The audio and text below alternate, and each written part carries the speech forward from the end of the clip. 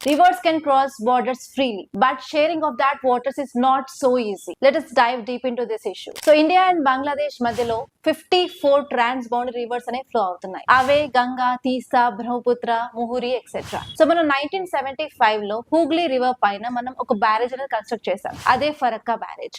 ఇది కన్స్ట్రక్ట్ చేసిన తర్వాత మన గంగాలో ఉన్న వాటర్ ని హూగ్లీ రివర్ వైపు డైవర్ట్ చేస్తున్నాం. దీని వల్ల ఎండాకాలంలో బంగ్లాదేశ్ కి వెళ్లే నీటి ప్రవాహం అనేది తగ్గిపోతుంది. After many temporary agreements we came up with a final permanent agreement that is called as Ganga Water Treaty. ఈ గంగా వాటర్ ట్రీటీని 1996 లో 2 గవర్నమెంట్ సైడ్స్ 30 ఇయర్స్ వరకు సైన్ చేసుకున్నారు. ఇప్పుడు 2026 లో దీని రెన్యువల్ ఉంది. కానీ బంగ్లాదేశ్ 4 ఇంపార్టెంట్ డిమాండ్స్ చేస్తున్నాయి.